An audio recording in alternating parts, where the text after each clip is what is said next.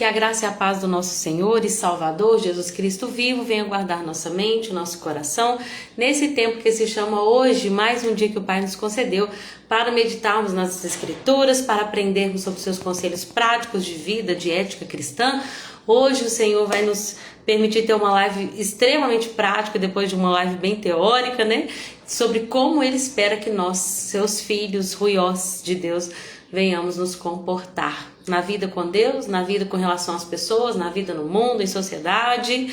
Nilde, seja bem-vinda, querida, que bom estar com você aqui de novo. Sossô, seja bem-vinda, querida aluna. Hoje nós vamos terminar o livro de Romanos. Ontem eu até falei errado, falei que na leitura bíblica ontem que era 1 Coríntios, mas é hoje, né? Então na nossa live nós vamos terminar o livro de Romanos.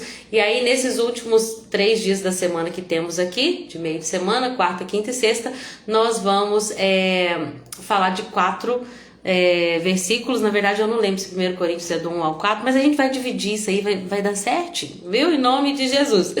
Hoje então nós vamos do capítulo 12 de Romanos até o capítulo 16. Boa tarde, paz do Senhor, amém. Vamos fazer uma oração? Convidando o Espírito Santo?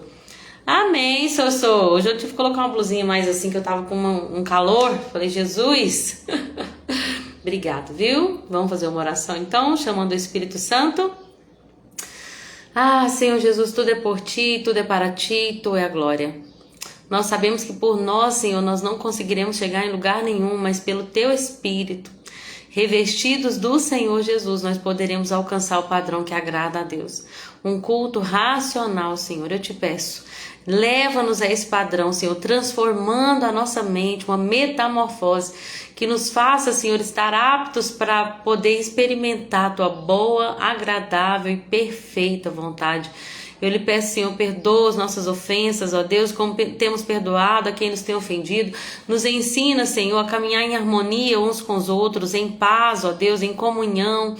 Ah, Senhor, que nós possamos de fato colocar em prática tudo que o Senhor nos deixou. Porque tudo que foi escrito para o nosso ensino. Então, ensina-nos, Espírito Santo. Eu te peço, Tu és o nosso professor e mestre. Em nome de Jesus, que o Senhor abençoe cada um que estiver aqui online, os que vão ver depois. E, sobretudo, uma bênção espiritual que nos permita alcançar esse nível de maturidade, vida prática com o Senhor, ó Deus. Ajuda-nos, porque sem Ti nada podemos fazer. Obrigado por essa oportunidade, Senhor. Obrigado pela vida, pela saúde, pelos meios de comunicação, pela igreja que se reúne, Senhor, que tem fome e sede do Senhor, que ama a Tua palavra. Obrigada por esse tempo, Senhor. Obrigada porque o Senhor tem nos sustentado mais uma vez. Te louvo e agradeço, Senhor, no nome de Jesus. Amém. Chiquinha, seja bem-vinda, querida. Beijo, Deus te abençoe. Cacá, novamente juntas, né? Que Deus abençoe, viu? Tava conversando com a minha mãe, ela falou, eu me emocionei com o áudio da Cacá, a gente fica tão feliz, né? O Senhor, Ele tem umas conexões, gente. E é tão pontual, sabe? Porque há tempo de abraçar e tempo de apartar. Tem pessoas que cabem numa estação e tem outras que não cabem em outra estação. Então muitas das vezes a gente vai caminhando com o Senhor e Deus vai colocando pessoas novas na nossa vida, outros vão se afastando, não porque existe mágoa, raiva, não porque é pior, melhor, não, é porque é o tempo, né? Então nós temos essas conexões do Espírito e é muito gostoso, né, conhecer as pessoas, né, as amigas do Senhor, aquelas que têm de fato fome e sede pelo Senhor e pela Sua palavra. Amém?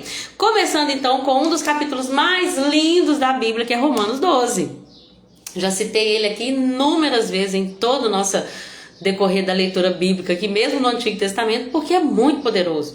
Se nós fôssemos pegar cada versículo, gente, cada versículo tem uma pregação aí de 5 horas. Então a gente vai falar de coisas assim, das coisas de uma maneira mais superficial. E eu creio que o Espírito Santo vai fazer com que cada um se aprofunde naquilo que precisa se aprofundar para o tempo que se chama hoje. Porque ontem mesmo, quando eu estava orando, o Senhor colocou na minha mente um trecho de um versículo, perto está o Senhor. E aí eu fui pesquisar onde é que estava e eu vi que era Filipenses. E aí falava que a vossa moderação seja conhecida por todos, perto está o Senhor. Então esse versículo, eu fiquei com ele ontem o dia inteiro na cabeça e hoje também de manhã. Então é claro que o Espírito Santo vai trazer à nossa mente aquilo que a gente precisa, né? Então a gente vai ouvir o versículo hoje, talvez na live, talvez hoje a gente não lembre, talvez daqui 2 anos o Senhor vai nos lembrar de um princípio que foi falado aqui para a gente colocar em prática numa situação específica. Então, quem vai fazer tudo é o Espírito Santo, a gente vai deixar as coisas acontecer aqui. Amém? Amém, Cacá. Glória a Deus. Você também é bênção para nós aqui, viu? Glória a Deus pela vida de cada uma de vocês, mulheres que leem a Bíblia. Fiquei com essa frase na cabeça. Não sei, né? Quem sabe Deus não quer criar algo novo, né? Mas vamos lá então. Capítulo 12 de Paulo vai começar falando assim, lembrando, vamos recapitular aqui. Do capítulo 1 até o capítulo 11 de Romanos, Paulo vem trazer a parte teórica. Qual que é a doutrina da graça, da salvação? O que é o Evangelho? O Evangelho é o poder de Deus. Como que as pessoas são justificadas? Então ele vem falando tudo de maneira teórica. Quando ele chega no 12, e antes nós lemos do 8 ao 11, deixa eu ver aqui direitinho. Vamos falar mais especificamente do 9 ao 11, a eleição de Israel, a graça salvadora, como que Deus é soberano para salvar, como que é necessário também, capítulo 10, a responsabilidade humana. Ele vai mostrar o amor e a misericórdia de Deus para com os judeus, que ele é capaz de enxertar novamente, para com os gentios, que foram enxertados, né, tirados de uma oliveira brava e colocados aqui numa raiz que agora nos nutre. E agora, diante de tudo isso, qual que é a resposta do cristão quando ele ouve que Deus é gracioso para salvar, mesmo a gente não estando ali participando, né, não sendo participantes das promessas dos patriarcas? Eu recebi uma graça que vem de uma misericórdia, de um amor de Deus que é inigualável, que não dá para explicar, que não dá para medir. O que eu faço agora que eu descobri que essa graça que me salvou não depende de mim, é puramente o amor de Deus? Como que uma pessoa responde a essa graça? Aí vem o capítulo 12, vai falar qual que é o nosso comportamento para com Deus. Diante de tudo que nós ouvimos aqui da doutrina da salvação imerecida pela graça, como deve ser meu comportamento? Tá, eu vou te explicar. Paulo vai falar, eu suplico então, irmãos, diante de tudo que vocês ouviram que você ofereça o seu corpo a Deus como um sacrifício vivo, santo e agradável a Deus. Esse é o culto racional. Na NVT fala, essa é a verdadeira forma de adorá-lo. Então vamos entender? No Antigo Testamento, as pessoas tinham que sacrificar animais, mas agora o sacrifício não é mais um animal morto. Agora é um sacrifício vivo. Deus não quer que a gente se sacrifique nos entregando numa cruz e morrendo fisicamente. Jesus já pagou o preço. Mas agora que Jesus morreu na cruz por nós, como que eu devo me comportar? Eu devo sacrificar o meu corpo, a minha vida, as minhas paixões, e entregar para Jesus o meu corpo como um sacrifício vivo. Eu não estou literalmente morta na cruz, mas eu abro mão dos meus interesses para viver os interesses de Deus. Eu abro mão das paixões da minha carne pecaminosa, das inclinações do pecado, para agradar aquele que me salvou por sua graça, de maneira imerecida, pelo favor imerecido da sua graça.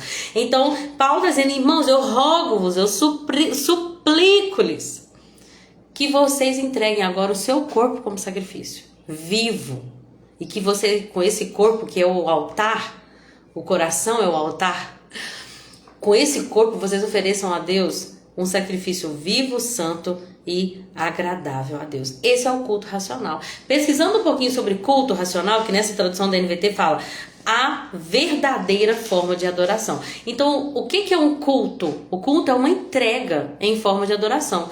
Paulo está dizendo que a nossa entrega, a entrega de nós mesmos a Deus, deve ser consciente e voluntária. É um culto racional. Não é uma coisa que acontece por sentimento, gente.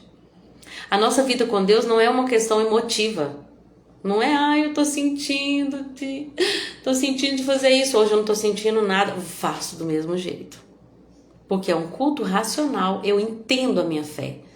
Eu entendo, a minha fé, ela é racional. Eu sei quem Deus é, e sei quem eu sou, e sei qual é a forma de agradá-lo. Então eu ofereço um culto racional e intencional. Não é uma questão de emoção, uma vez por semana. É uma vida onde eu entrego a mim mesmo de forma voluntária. Não é ninguém que me pressiona. Não tem a ver com pressões nem com conveniência. É uma entrega verdadeira, genuína e voluntária, individual. Cada um vai se entregar com um culto racional. E é isso que agrada a Deus. Como que isso pode acontecer, gente? Se nós não imitarmos os padrões do mundo. Porque o mundo, gente, e a sua concupiscência, tudo vai passar. As pessoas, elas do mundo, que não têm Jesus, que não nasceram de novo, que o Espírito Santo não ofereceu-lhes um novo nascimento, regenerados, né, no Espírito, eles estão encaminhando por um caminho de morte, onde cada um pensa em si mesmo e está todo mundo precisando de remédio e psiquiatra, e está todo mundo ficando cada vez mais louco. É a verdade, gente. Você conversa com as pessoas do mundo, aqueles que não têm Jesus. E eu não estou falando que psiquiatra é errado, psicólogo é errado, que remédio é errado, não é.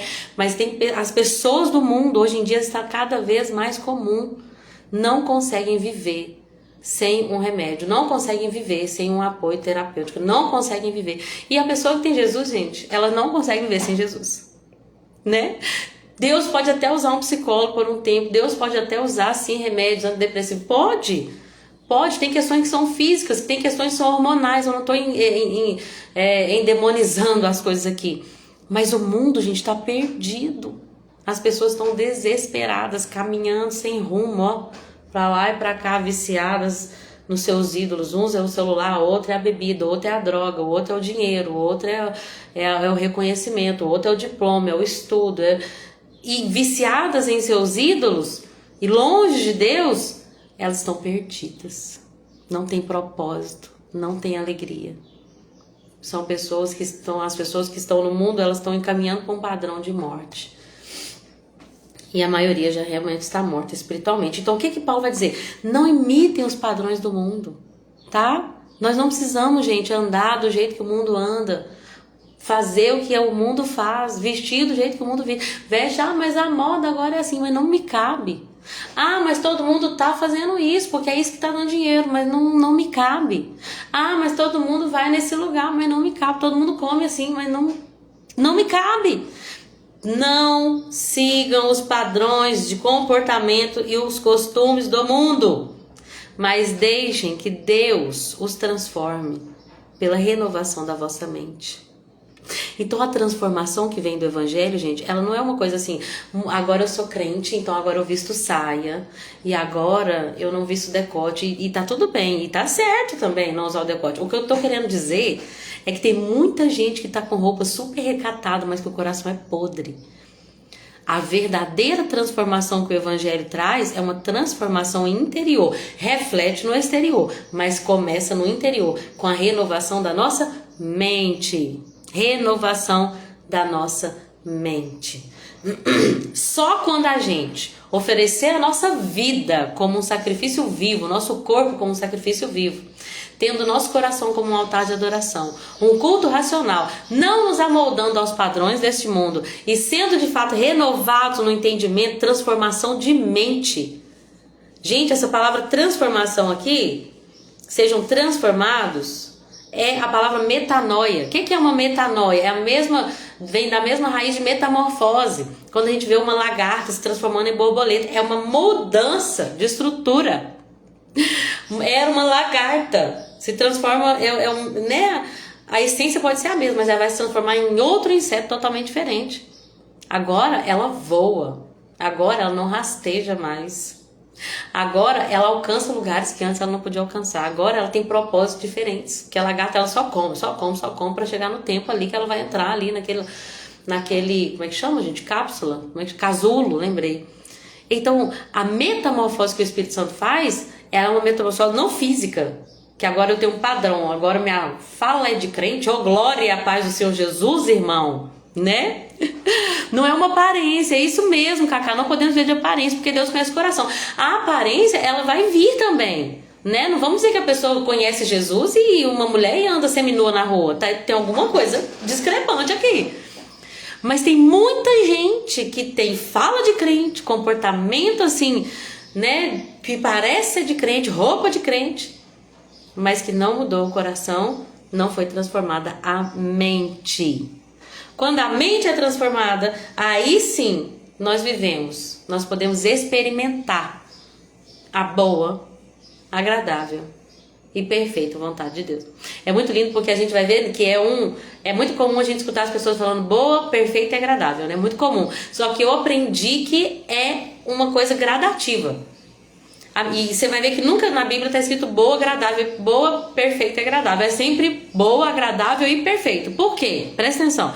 A vontade de Deus, ela é gradativa. Primeiro, ela é boa. Às vezes você nem quer fazer, mas você entende que ela é boa, que é o que é bom para você. De repente, conforme você anda nessa transformação de mente, nesse não amoldar aos padrões do mundo, essa vontade de Deus, ela não se torna apenas boa, ela chega a ser agradável. Você tem prazer em viver a vontade de Deus. Até que você chega a um nível que você vive a boa, agradável e perfeita vontade de Deus, a plenitude da vontade de Deus na sua vida. Estamos nesse processo, caminhando nesse processo. Boa tarde, Polly, paz do Senhor Jesus, querida, que bom estar com você aqui conosco, viu? Ter você aqui conosco.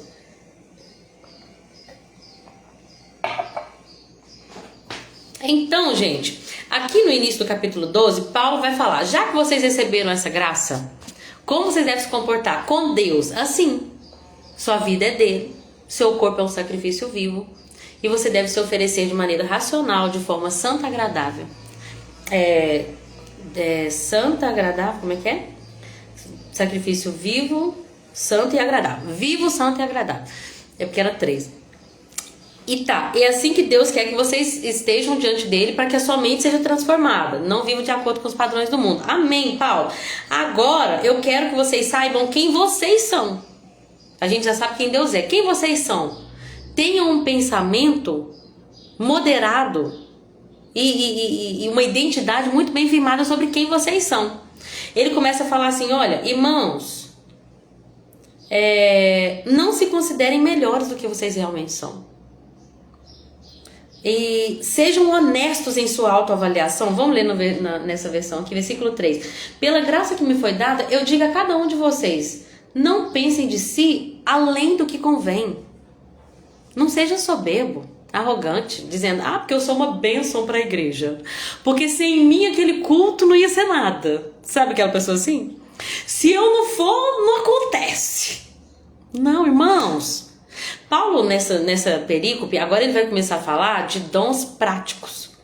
Mas antes de falar dos dons práticos, eu até deixei separado aqui. Mas eu tirei, deixa eu voltar lá. Não, vou voltar lá, porque estava bacana o jeito que estava aqui. Deixa eu achar aqui, deixei um estudo bem bacana aqui. Ele vai falar desses dons práticos, mas antes de falar dos dons práticos, ele fala, irmãos, olha aqui, não pensem de si além do que convém. Não fica pensando que vocês são mais do que o que realmente vocês são, que é uma coisa que a gente vive, né? Infelizmente. Principalmente em todos os lugares tem. Sabe aquela pessoa do trabalho que pensa que ela é insubstituível? Que a empresa vai parar, né? Se ela sair. Em todo lugar tem esse tipo de pessoa. Geralmente são pessoas que são muito inseguras. Gente, cada dia que passa eu consigo perceber isso mais na prática. Uma vez eu vi um estudo sobre isso, de psicologia, e cada dia que passa lidando com as pessoas, eu vejo isso na prática. As pessoas que mais se demonstram autossuficientes e poderosas e que não precisam de ninguém, são as pessoas que, em verdade, elas são tão inseguras que elas precisam pôr uma capa. Eu sou confiante, mas no fundo ela é insegura. Porque a pessoa que ela sabe quem ela é em Deus, ela não tem medo que o outro, se eu mostrar minha vulnerabilidade, se eu mostrar que eu sou falha, se eu sou pecadora, que eu não sou tão espiritual, e as pessoas vão olhar pra mim, mas o que eu posso fazer? A verdade, Jesus me ama e isso me basta. Né? Isso é uma pessoa que tem uma identidade firmada em Cristo. Agora, uma pessoa que fica sempre se mostrando como ela é a mãe perfeita, é a dona de casa perfeita, é a profissional perfeita. Quando você vai olhar verdadeiramente por dentro, é uma pessoa insegura, que ela precisa se demonstrar perfeita porque ela precisa desse muro de segurança para que ninguém veja como ela é frágil e isso se torne uma fraqueza para ela, e isso se torne um obstáculo para ela. Então essas pessoas precisam ser amadas e ensinadas e edificadas na verdade, que é Jesus Cristo e na sua palavra. Mas nós, como que convém a gente pensar sobre nós mesmos?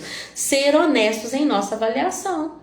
Aqui tá falando assim, olha, não pensem de si além do que convém. Pelo contrário, pensem com moderação, segundo a medida da fé que Deus repartiu a cada um. Então o que ele tá falando? Não é para pensar mais, mas também não é para pensar menos. Sabe aquela falsa modéstia? Ah, eu não sou ninguém também. A igreja nem precisa de mim. Ah, se eu sair amanhã fez 2 dias. Eu não sou amado. Então o que Paulo está falando? Pelo amor de Deus, eu rogo-vos, irmãos, pelas compaixões de Cristo Jesus, pela misericórdia de Deus, que vocês pensam como convém, saibam quem vocês são. Vocês são amados por Deus. Cristo morreu por vocês, mas isso também não é motivo para soberba. Então não é para pensar mais, mas também não é para pensar menos. Não é uma falsa modéstia, mas também não é arrogância. Pensem de si mesmo com honestidade, com moderação, segundo a medida da fé. Saibam quem vocês são. Ele começa a falar, por quê? Porque nós somos membros uns dos outros. Eu achei isso tão interessante, porque nessa versão da NVT, membros uns dos outros, fala assim, olha, todos pertencemos uns aos outros. Então eu pertenço a Nilde, que pertence também a Polly, que pertence também a Roselane, porque nós somos membros uns dos outros. Não é uma coisa individual, Jesus Cristo é o cabeça e a mão tá aqui, a outra tá aqui, cada um vive por si. Não, nós somos membros uns dos outros. Nós pertencemos uns aos outros e pertencemos, acima de tudo, ao Cristo, que é o cabeça. Então, para isso, ninguém pode se achar, aquela falsa modéstia, eu não preciso de mim, vou me cortar. Não!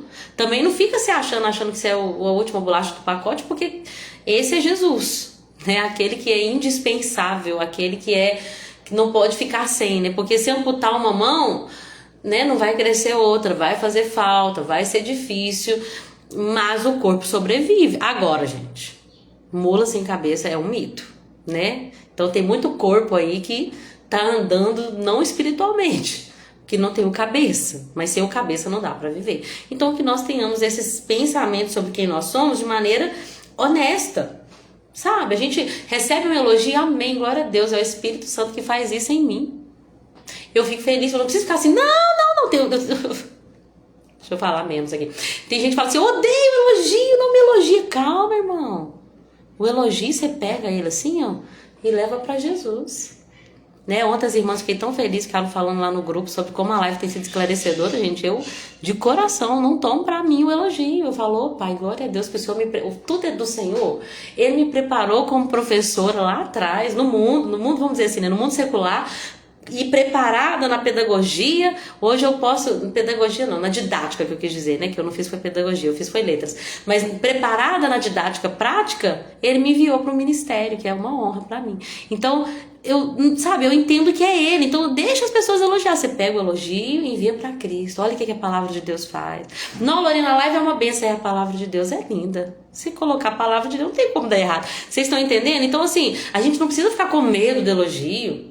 Inclusive a Bíblia vai dizer, preferindo-vos em honra uns aos outros. O que significa isso? Honre as pessoas mais do que a si mesmo. Então você vai falar com as pessoas, que bênção que você é para o ministério infantil. Falo muito com a Karine aqui da igreja, né, Nilde? Nilde, você é uma bênção. Nilde também é, né? Mas a Karine como líder, eu falo, Karine, você é uma bênção para o ministério infantil, obrigada. Falava para a Nilde, Nilde, que bênção, que disposição para servir. Obrigada por você. Gente, não é errado elogiar as pessoas. Esse negócio é do inimigo, que não pode elogiar, não pode honrar, né? Nós vamos preferir-nos em honra uns aos outros. O que significa isso? Nós vamos chegar lá. Calma, Lorena, calma. Então, entendendo quem nós somos, Paulo começa a falar desses dons práticos que devem haver dentro da igreja. Quais são esses dons? Ele fala de 7 dons. Ele fala daquele que profetiza, e ele fala como que aquele que profetiza deve profetizar, com fidelidade.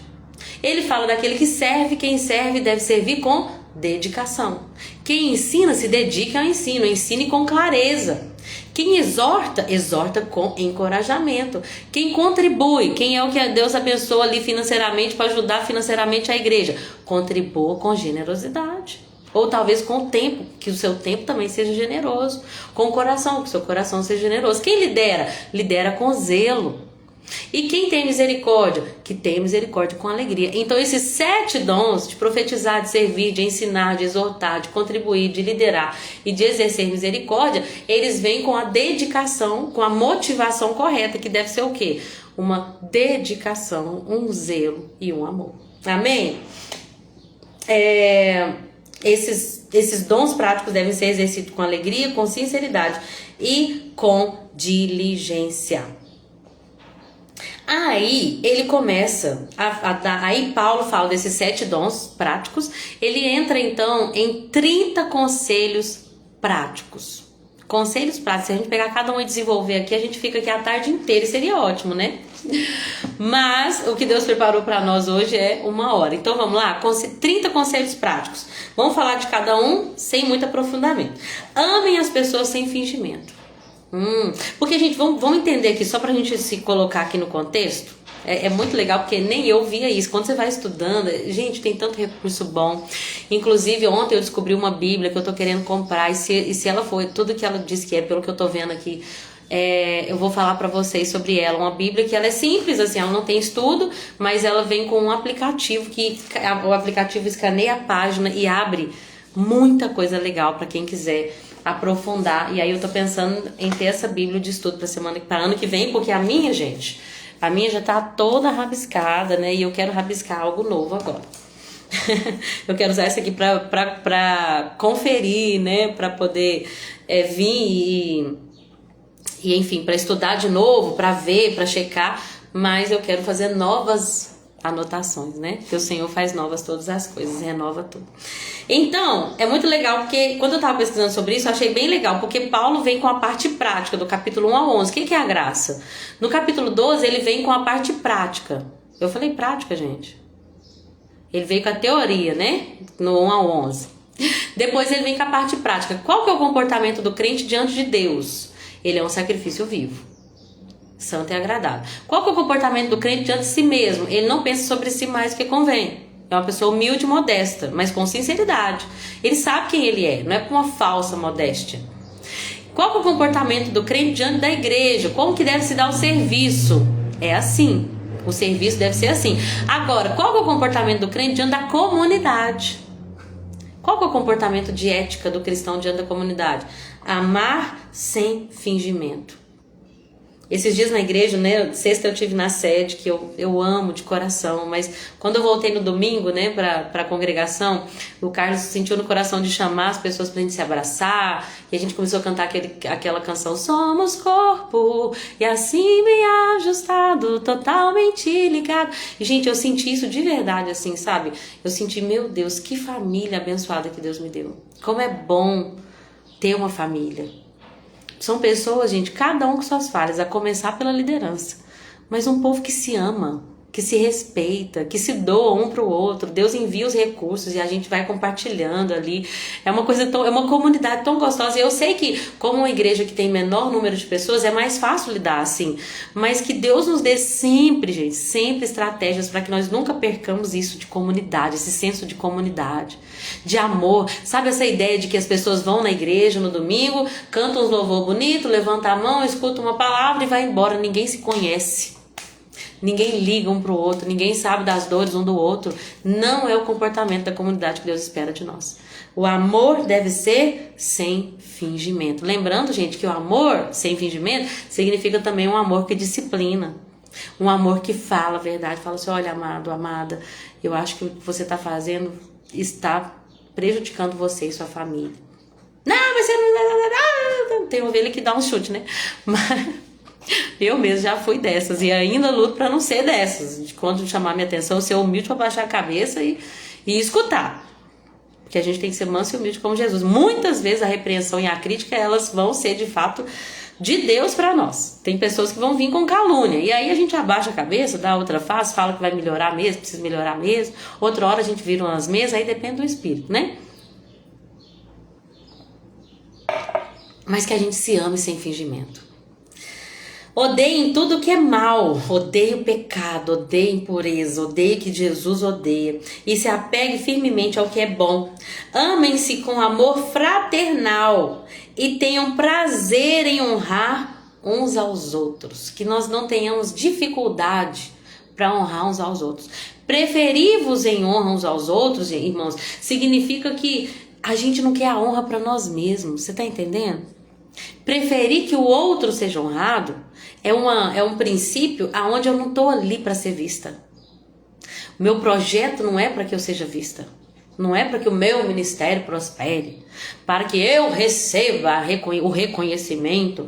Honra é reconhecer e valorizar. Quando a Bíblia diz, preferindo-vos em honra uns aos outros, até na NAA fala um pouquinho diferente. Na NAA fala, quanto à honra, versículo 10, deem sempre preferência aos outros. Olha que lindo. Você não está em primeiro lugar ali, esperando ser o mais reconhecido, o mais valorizado, aquele que é elogiado, aquele que todo mundo vê bem. Você prefere honrar o outro. Você prefere reconhecer e valorizar o outro. Valorizar o que o outro faz. Fala, que bênção desse seu trabalho na portaria, seu sorriso faz diferença. A gente fala para Marquiane, agora você é uma pregadora. Antes, quando ela não pregava, as pessoas falavam assim, olha Marquiane, você não prega. Você não pega o microfone, mas o seu abraço, Marquiane. Quantas pessoas falam isso? O seu abraço cura, minha filha. Então, que nós sejamos pessoas que preferem honrar uns aos outros. Não assim, nossa, elogiou a Marquiane, mas não falou nada do meu trabalho. Não. Tem alguém elogiando outra pessoa? Junta com essa pessoa e começa a elogiar junto também. Né? Preferindo-vos em honra uns aos outros. Não sejam preguiçosos, mas trabalhem com dedicação. Sirvam a Deus com entusiasmo. Aí tem esse versículo que eu amo, que é aquele, assim, vou ler na versão mais tradicional, da NA.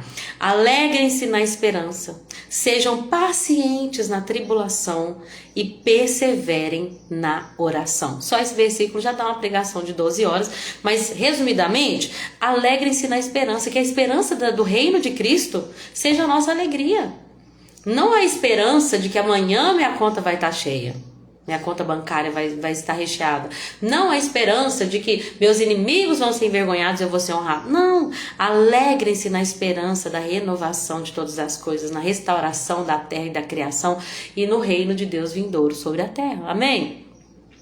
Alegrem-se nessa esperança. Se tiver na tribulação, seja paciente. Paciência. Ontem caiu um toró aqui no Padre Libério. Minha mãe até falou que não choveu tanto lá no Recanto, mas gente, foi uma chuva intensa e durou um bom tempo. Quando passou, acabou. Então Deus falou comigo, tá vendo, filha? A tempestade é assim, ela vem para arrebentar, mas ela passa. E quando ela passa, gente, é bonança. Minhas roupas tá lá no sol, para honra e glória do Senhor, secando. Então a tempestade é assim, persevera, mesmo durante a oração, mesmo durante a tribulação, persevere com paciência. Sejam pacientes na tribulação, sejam pacientes na tribulação, vai passar, Deus vai resolver tudo, nada quebrado, nada faltando, nada fora do lugar, mas permaneça fiel, crendo e persevere na oração. Então alegre-se na esperança, sejam pacientes na tribulação, perseverem na oração. Nunca deixem de orar.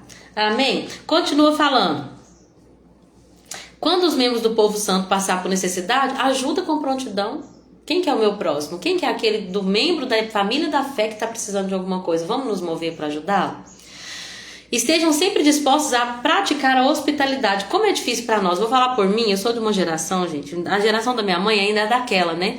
Eu vou tomar um cafezinho na sua casa, né? A minha geração, eu nasci em 93, já é uma geração assim, meio que cada um por si. Não tem muito aquele trem de sentar lá fora na rua. Bom, pelo menos o meu contexto cultural. Não tem muito aquele negócio. Eu lembro quando eu morei em Tavares, né? Uma cidade menor. E as pessoas falavam comigo, nossa, você nunca foi lá em casa tomar um café? Mas você nunca me chamou, eu não tenho essa cultura de chegar sem avisar na casa das pessoas, né? Porque o povo, assim, de cidades menores tem muito disso, né? Chega na casa, vizinho, você tá aí? E vai conversar. Então, na minha cultura, eu ainda tenho dificuldade. E hoje em dia, gente, eu sei que não é a gente não pode receber qualquer um em casa. Mas quando a Bíblia está falando sobre hospitalidade, que está falando sobre a família da fé. Inclusive lá o escritor aos Hebreus, ou a escritora, vai falar que alguns, na prática da hospitalidade, receberam anjos em suas casas. Então que nós possamos entender que, olha, nossas casas têm que estar abertas para receber pessoas, sermos hospitaleiros, né? Hoje em dia não é tanto assim como antes, né? As pessoas viajavam e elas ficavam, se hospedavam em casas. Mas assim, eu acredito que o Espírito colocando no meu coração aqui, que nós vamos viver um tempo onde nós vamos precisar receber alguns missionários. Abra o seu coração e a sua casa também. Abençoe aqueles que os perseguem. Aí, até o versículo 13, a gente vai ver que Deus vai começar a falar. Deixa eu falar. Não, deixa eu voltar aqui. Do 10 ao 13, a gente vai ver um sentido de ética de cuidado, honra e mutualidade. Do 14 ao 16, ele começa a falar sobre empatia. O princípio é: sinta o que o outro sente. E ele fala: alegrem-se, abençoe aqueles que os perseguem, não amaldiçoe, mas ore. E que ore para que Deus os abençoe. Versículo 15: alegrem-se com os que se alegram e chorem com os que choram. Tem uma pessoa que foi bem sucedida num projeto, conquistou alguma coisa, né? Ontem meu marido falou: não, uma pessoa pediu oração para conquistar um projeto aqui e deu certo, ele conseguiu. Foi glória a Deus.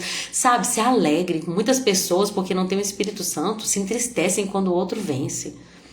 A pessoa conseguiu o que ela tanto queria, conseguiu um emprego, um aumento de salarial. A pessoa que, né, opa, o ministério está sendo abençoado, que bênção. Os filhos daquela pessoa passaram na Universidade Federal tal, e vai se tornar um grande não sei o que, alegre. Não é assim: vamos ver, né, porque depois fica rico, fica metido. Sabe que é a pessoa assim? Não, vamos alegrar, vamos celebrar com quem está celebrando e vamos chorar com os que choram. Tem uma pessoa chorando, a gente não, mas também não criou o filho direito, agora tá lá chorando, mas também não foi intencional. Não é hora de atacar, de apontar e falar: eu avisei. Não, tem alguém chorando, chora com a pessoa. Alegre-se com quem se alegra, chora com os que choram. Vivam em harmonia uns com os outros. Não sejam orgulhosos, mas tenham amizade com gente de coração humilde. E não pensem que sabem de tudo. No nome de Jesus. Na outra versão fala: não sejam sábios aos seus próprios olhos. Não pensem que vocês sabem de tudo. Seja humilde. Do versículo 17 até o 21, o contexto já muda, já vem no sentido de amor ao inimigo. Então Paulo vai citar Provérbios, né, que fala: se o teu inimigo tiver fome, dá para ele alguma coisa para comer. Se o inimigo tem alguma necessidade, supre. Tá com sede, dá para ele alguma coisa de beber, porque isso vai amontoar brasas vivas sobre a cabeça dele. Ou seja, isso vai causar vergonha, né? O rosto dele vai ficar avermelhado, né? Por quê? Porque aquele que é considerado inimigo está ajudando ele na sua necessidade. Não vença o mal com o mal, mas vença o mal praticando o bem. Tem alguém que fala mal de você? Fale bem dessa pessoa. Tem alguém que te persegue? Ore por ela. Faça com o outro aquilo que você quer que faça com você, que foi o nosso Senhor nos ensinou, né? O versículo 18 é muito importante. Olha só. Deixa eu ler primeiro o 17. Nunca paguem o mal com o mal. Nunca, gente. Não compensa. Mas ela merece, porque ela que começou. Não compensa. O mal não compensa. Verdadeiramente, não vale a pena. Alguém te fez mal, faça o bem. Alguém te desprezou, se afastou, não perguntou se você estava bem no período de dificuldade. Quando essa pessoa está na dificuldade, vá atrás. Mas quando era eu, não perguntou. Vai você. Vai você. Não paga o mal com o mal, não. A gente vence o mal fazendo bem. Se Jesus pagasse o mal com o mal, quando chegasse aquele povo lá com as lanças para prender ele mandasse os anjos, ou pedisse Pedro para pegar a espada e enfiar na barriga do servo do sumo sacerdote, não ia resolver nada, gente. Nós iríamos estar a mesma coisa com o problema do pecado. Como que Jesus venceu o mal da humanidade com o bem? Dando a sua vida inocente em favor de muitos. Amém? Então, versículo 18 é importante, ó. Deixa eu ler o 17 da NVT direito. Nunca paguem o mal com o mal. Pensem sempre em fazer o que é melhor aos olhos de todos. Pensa sempre no que é melhor. No que depender de vocês, vivem em paz. Mas ela não quer paz. Mas o que depende de você? Naquilo que... Porque os outros a gente não consegue controlar. Fato.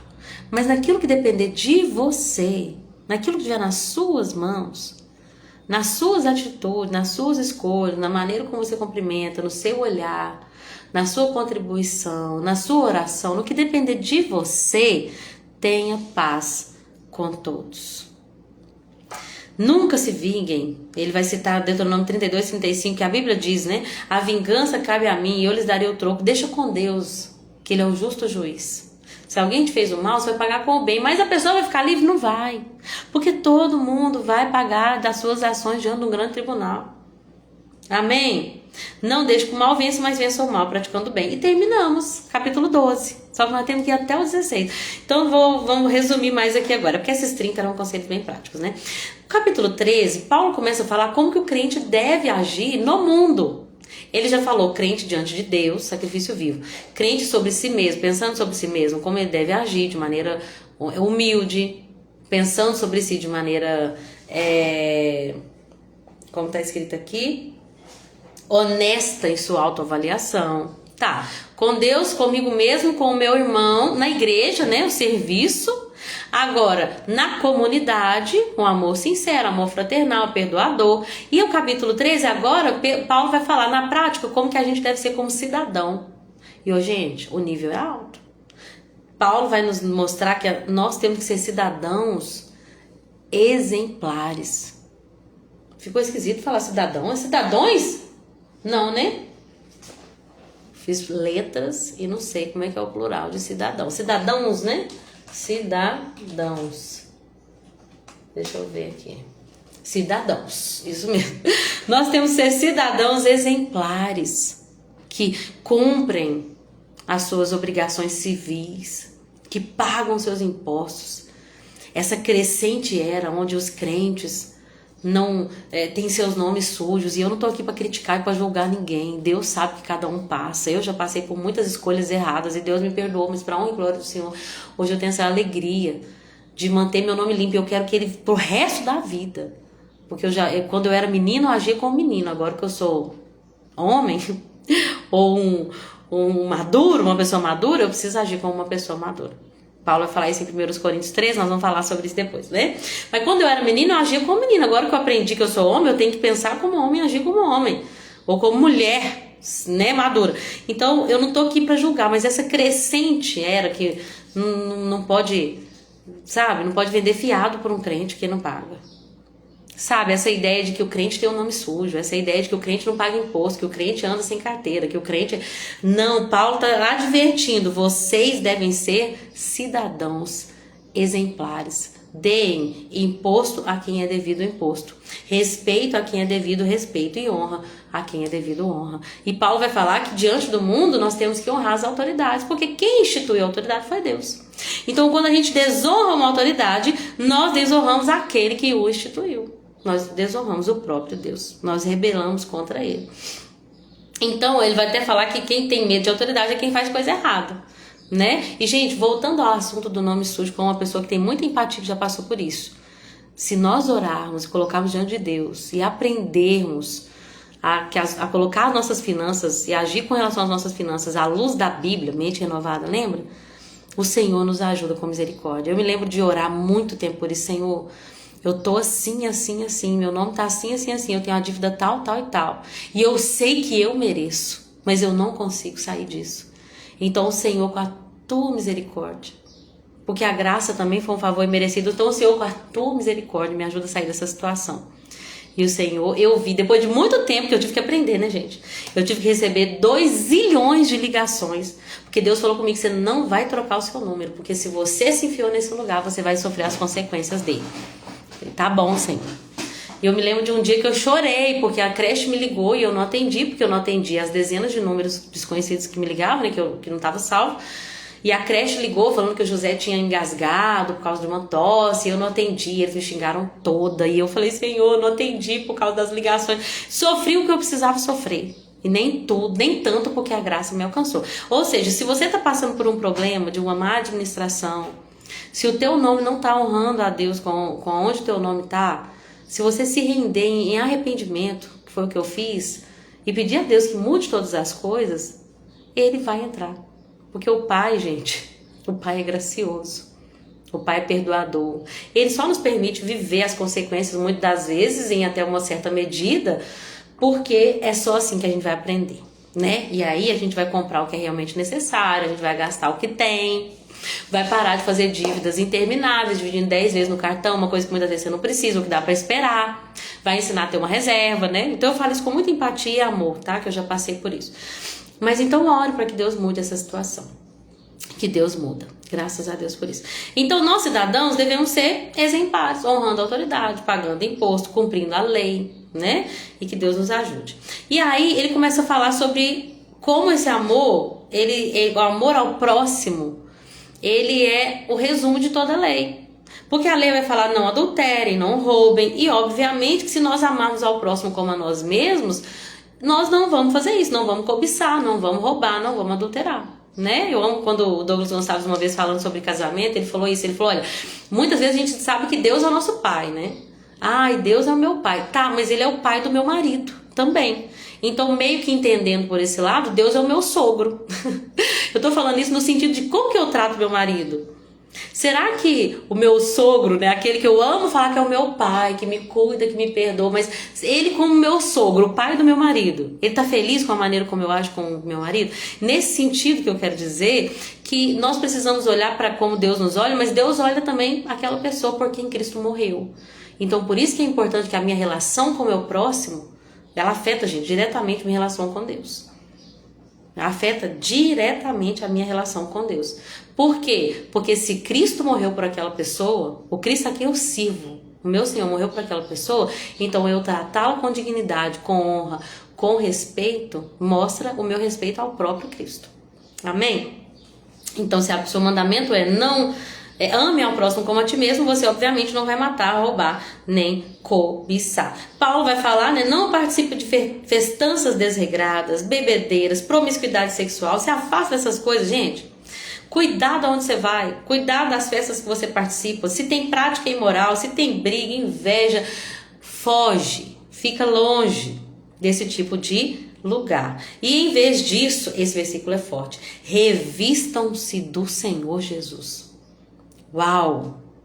Quando eu li isso, eu falei assim, o que significa isso? Que as suas vestes, que você se vista. Qual que é a capa do crente, né? E capa aqui não no sentido pejorativo da capa da espiritualidade, né? A mulher que usa saia longa até o pé, que usa aqui, ó, roupa só aqui, porque, né? Porque o cabelo não pode cortar, não pode... Tem toda, né? Todas umas doutrinas humanas que foram colocadas aí. Mas qual que é a roupa que o crente usa? A roupa que o crente usa é Cristo Jesus. Revestir-se de Jesus significa assumir o seu caráter, o seu espírito e a sua ética. Então uma pessoa que olha pra mim, ela vê Jesus. Eu me vesti de Cristo. Meu Deus, como isso é forte. Eu me revesti de Cristo. Então quando as pessoas olham pra mim, esse é o padrão, tá? Esse é o nível que a gente deve alcançar. Quando as pessoas olham para nós cristãos, elas devem ver Cristo em nós. Revistam-se de Jesus Cristo. Até uma vez, estudando sobre como uma mulher deve se vestir, né, eu me deparei com uma frase do Billy Graham que fala assim: vista-se como se Cristo fosse o seu acompanhante. Eu vou sair numa festa e Jesus Cristo, o homem, Deus encarnado, é o meu acompanhante aqui, ó, tá aqui comigo. Que tipo de roupa eu vestiria? Né? Então, quando a gente entende isso, que a gente é de Jesus e que as nossas vestes devem ser Cristo Jesus, a gente entende que o padrão, gente, tá longe de ser alcançado, mas é o nosso processo diário, de onde a gente tem que alcançar. Mas a liderança brasileira, a liderança das igrejas, mais o mundo, mais os crentes, mais o mundo eu não sei, mas o meu padrão continua sendo Cristo. E é Ele que nós temos que estar aqui para alcançar. Revestindo-se do Senhor Jesus. Não fiquem imaginando formas de satisfazer seus desejos pecaminosos. Final do capítulo 13, na outra versão, fala... não façam nada que venha satisfazer os desejos da carne. Tem uma parte que eu não falei aqui que fala, irmãos, pelo amor de Deus, né? Quando fala sobre não matar, não roubar, não cobiçar, amar o próximo como a si mesmo, ele fala assim, olha, que isso seja feito com urgência. Porque a nossa salvação está mais próxima agora do que quando cremos no início. Quando eu linkei esses dois versículos, eu conheço esse versículo de cor. A nossa salvação. Despertem, né? Despertem. Pois nossa salvação está mais próxima agora do que quando cremos no início. Eu já ouvi esse versículo, sei ele de cor, beleza. Eu só não tinha linkado ele com o que está escrito antes. Do amar ao próximo como a si mesmo. Então, quando eu li isso aqui hoje, me veio um temor. Paulo está falando assim, olha, ame ao seu próximo. Não cobiça o que é dele, não deseja o que é dele, não adultere, não roube, faça, né, todo o cumprimento da lei nesses dois mandamentos, amar a Deus e amar ao próximo, tá? E isso tem que ser rápido, gente. Então, quando eu vi isso, é uma urgência, desperta. Por quê? Porque a nossa salvação está mais próxima agora do que quando antes, no passado, quando nós reconhecemos a Jesus. Então, o que eu entendi aqui quando eu estava lendo dessa vez esse capítulo? Que se tem alguma coisa para resolver, resolve agora. Tem alguém que tem que perdoar? Perdoa agora. Tem alguém que tem que restituir alguma coisa? Restitui agora. Essa ideia de que você fez um monte de coisa no passado, mas espero que me perdoe. Não, tem hora que a gente tem que voltar a fazer como Zaqueu. Se eu pequei, se eu defraudei alguém, vou devolver 4 vezes. Eu não tô dizendo que a gente vai conseguir pagar por tudo, mas pelo menos tentar. Edmundo até comentou, não sei se é o Juliano Fraga. A moça tá me ouvindo? O Juliano Fraga, que voltou num posto de gasolina quando ele tava no crime, daí ele converteu, aí ele roubou um posto de gasolina, ele voltou para devolver o dinheiro? Nossa, viajei aqui, né? O Juliano Fraga, não. É o Augusto Nicodemos. Obrigado. O pastor Augusto Nicodemos, antes de se converter, vivia no mundo do crime, roubou um posto de gasolina, né? Quando ele se converteu, aquilo começou a incomodá-lo, no sentido de que ele deveria ir lá. Só que o pessoal do posto de gasolina poderia mandá-lo prender, né? Mandar prendê-lo. Mas ele precisava ir e voltar. Então, onde que eu quero chegar com tudo isso? A salvação está próxima. Tem alguma coisa que a gente vai ter que olhar no passado para resolver? Sabe? Tem alguma pendência que a gente vai ter que pedir perdão? Tem alguma ligação que você tem que fazer? Faz hoje. Não espera amanhã, porque a salvação está mais próxima agora do que antes, quando nós começamos então a entrar nesse período aí de fé. Amém? Capítulo 14 e 15, eles são capítulos muito interessantes, que eles vão falar sobre o ser forte e o ser fraco na fé. E como que o forte, ou que se considera forte, deve acolher o fraco na fé. O capítulo 14 começa falando: aceitem os que são fracos na fé, não para discutir opinião. Tem pessoas que são mais fracas na fé. Por quê? Tem pessoas que acham que não tem comida que não pode comer. Eles só comem legume e verdura. E Paulo vai chamar essas pessoas de os fracos na fé. Os que acham que tem separação de comida e comida, de dia para dia. Tem dia que é mais santo, tem dia que não é tão santo. Paulo fala: eu tenho convicção que não existe isso, que todo alimento você pode se alimentar de todo alimento, né? Vai chegar nesse versículo lá. Nenhum alimento por si mesmo é impuro. Não tem nenhum alimento que você fala: ó, esse eu não posso comer porque vai me tornar impuro diante de Deus. Mas, mesmo sabendo que não existe isso, diferença de comida, nem de dias, né? Inclusive aqui vai falar: olha, tem pessoas que consideram um dia mais sagrado que o outro, né? A gente sabe que Gente, fugiu aqui agora. Os adventistas, eles ainda guardam o sábado. Paulo está falando assim: ó, tem pessoas que acham que tem dia que é mais santo. E tem o forte na fé, que entende que não. Que todo dia é igual. Todo dia é santo. Como que deve ser o comportamento dentro da comunidade, gente? O comportamento é assim: acolhe os que são fracos. Não julga o fraco na fé. O que acha que tem distinção de alimento e de dia. Não julga o irmão. Não despreza. Pode comer de tudo e não despreza o que não come. E quem não come, não condene o que come, porque Deus que justificou ele. Agora, quem são vocês para condenar os servos de outra pessoa? Cada um serve a Cristo.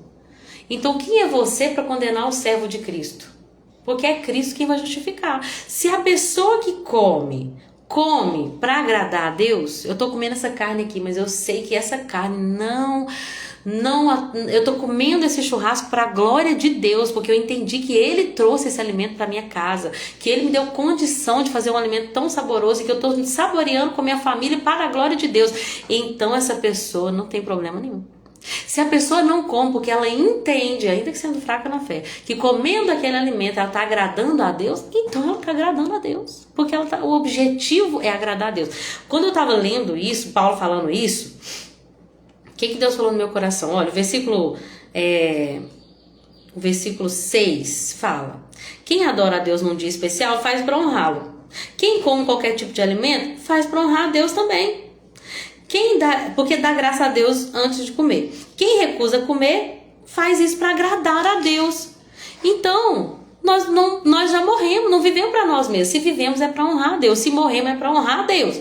Portanto, quer vivamos, quer morramos, pertençamos ao Senhor. Por isso Cristo morreu e ressuscitou, para ser o Senhor tanto dos vivos como dos mortos. Então por que você julga seu irmão? Por que você despreza seu irmão? Se alguém não come alguma coisa, que não coma para agradar a Deus.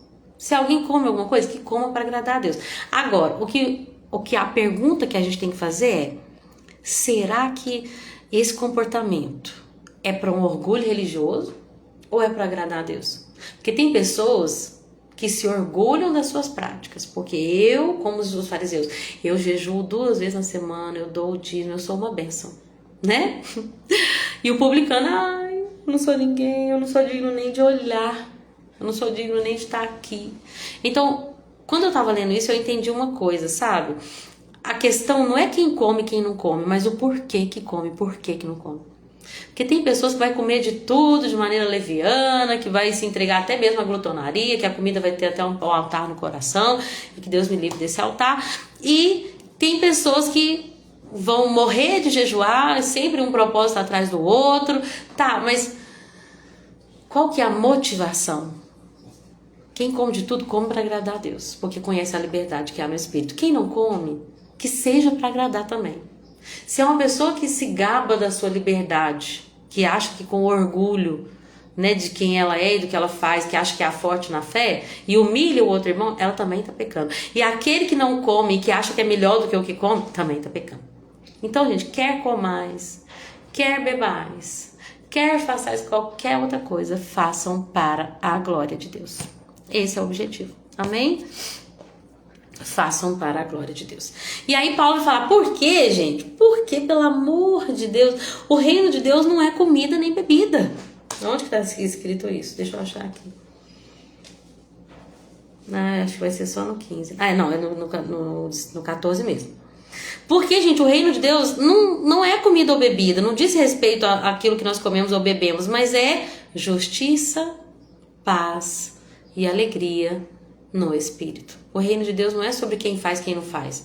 É sobre uma pessoa que vive isso, a justiça de Deus, a alegria de Deus e a paz de Deus no Espírito. Amém? Se a gente vive assim, justiça, paz e alegria no Espírito, a gente agrada a Deus e também é aprovado pelas pessoas. Agora, uma coisa que Paulo vai falar aqui é sobre como nós temos que ter empatia também, se colocar no lugar do outro. Se a minha atitude ofende o meu irmão, se a minha atitude faz o meu irmão se escandalizar, então é melhor eu não fazer. Paulo falou, eu tenho convicto que todo alimento é puro, que não tem mais esse negócio de distinção. Mas se o comer carne faz seu irmão pecar, se você comer carne afeta a vida espiritual do seu irmão, então você deixa de comer carne ou de beber vinho. É o que Paulo está falando aqui. Se isso pode ofender o seu irmão, então para que você vai fazer isso?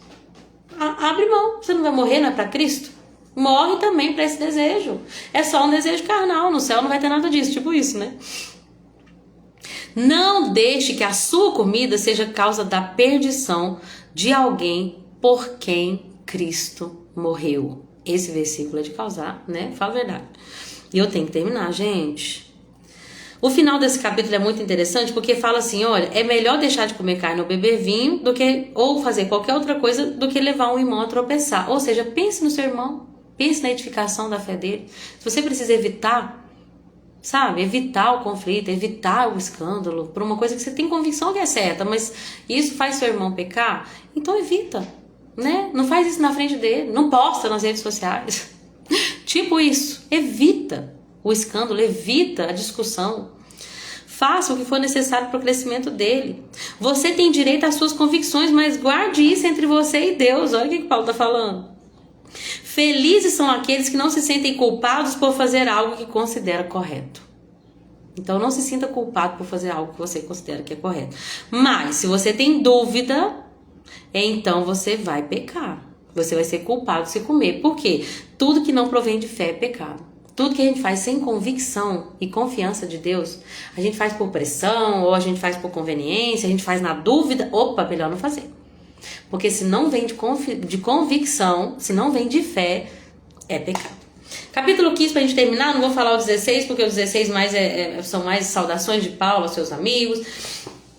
O capítulo 15 ele fala que os fortes têm que ter consideração pelos os fracos e não agradar a eles mesmos, a nós mesmos. Devemos agradar ao próximo visando o que é certo, com a edificação deles como alvo. Porque nem Cristo viveu para agradar a si mesmo, por que a gente vai agradar a si mesmo e afetar o nosso irmão? O versículo 4 do capítulo 15 é muito lindo, que fala assim, essas coisas foram escritas para o nosso ensino. Isso é muito importante nós entendermos. Tudo que foi escrito no passado, Paulo vai dizer, tudo que foi escrito no passado foi escrito para o nosso ensino, gente. Então, tudo que nós já meditamos aqui, Nada tá aqui por pretexto, só por historicidade, só para ficar registrado. Não, tudo que foi escrito para o nosso ensino, né? Deixa eu ler esse versículo na outra versão aqui, porque ele é muito lindo.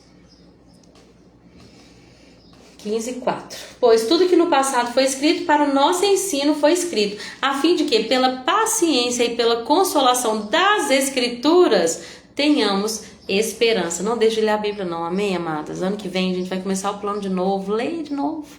Não sei o que Deus vai preparar para nossa edificação, se nós vamos fazer algum grupo de leitura, se a gente vai... Já tem um grupo, eu quero dizer assim, sabe? De presencial, de discussão, não sei, mulheres que oram, tá surgindo alguma coisa aqui, não sei o que tá acontecendo. Né, a live eu acredito que foi para esse ano, mas eu não sei o que Deus tem preparado para nós em 2026, mas não deixa de ler a Bíblia não, porque tudo que foi escrito, gente, foi escrito para o nosso ensino, para que pela paciência e consolação das Escrituras nós tenhamos esperança. Então Paulo vai citar muitas vezes versículos, né, das Escrituras para ensinar isso. Sobretudo, gente, vivam em harmonia uns com os outros, amém? E que Deus, a nossa fonte de esperança, nos enche de alegria e paz em vista da fé que nós depositamos nele, transbordando de esperança pelo Espírito. E aí Paulo vai falar, né, que o propósito da carta 15:14 é falar, gente, eu sei que vocês já sabem de tudo isso. Paulo era muito humilde também, né? Ele estava praticando os princípios que ele mesmo nos ensinou.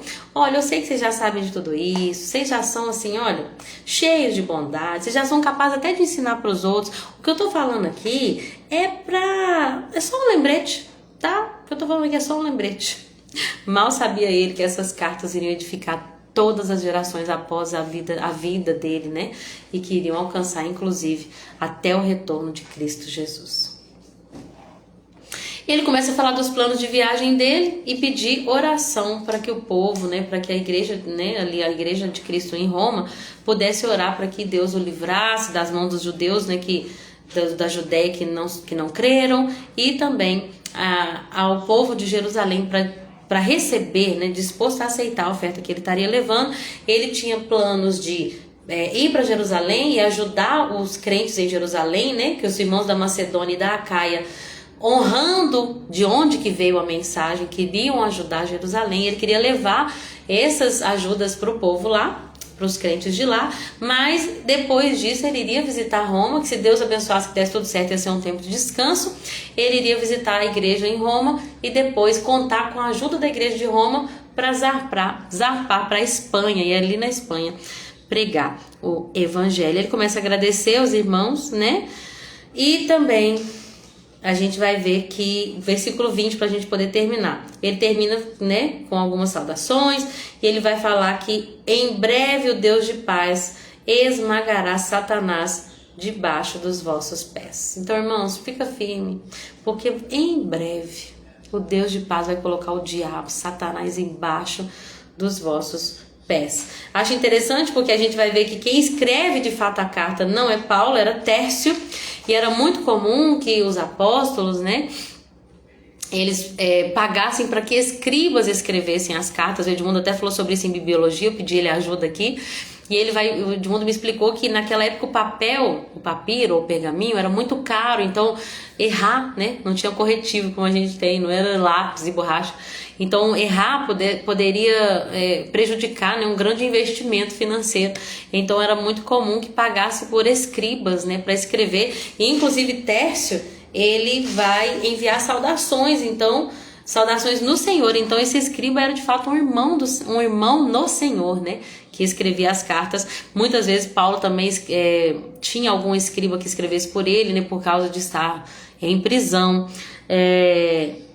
E aí é muito interessante, tem muitas cartas que falam assim, agora eu vos saúdo, né, com a minha própria letra. E aí Paulo assina, né, comprovando que vinha de Paulo aquela carta.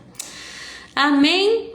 Terminando o livro de Romanos com o versículo 27. Toda a glória para sempre ao Deus único e sábio por meio de Jesus Cristo. Amém. Glória a Deus, Poli, que seja assim em espírito e em verdade. Obrigada, amadas, que ficaram até agora, mais de 1 hora de live. Então, que Deus abençoe vocês, que o Senhor nos ajude a colocar em prática tudo aquilo que nós lemos aqui, e que nós sejamos revestidos de Cristo Jesus. Amém? Beijo no coração e até amanhã com a primeira carta de Paulo aos Coríntios. Muito ensinamento, tô animada para estudar isso aí. Vai ser bênção. 1 Coríntios é forte. Vai falar de dons, vai falar do amor. Uau, que Deus nos prepare para esse novo tempo. Beijinho, gente, com Deus e até amanhã, se Jesus permitir. Tchau, tchau.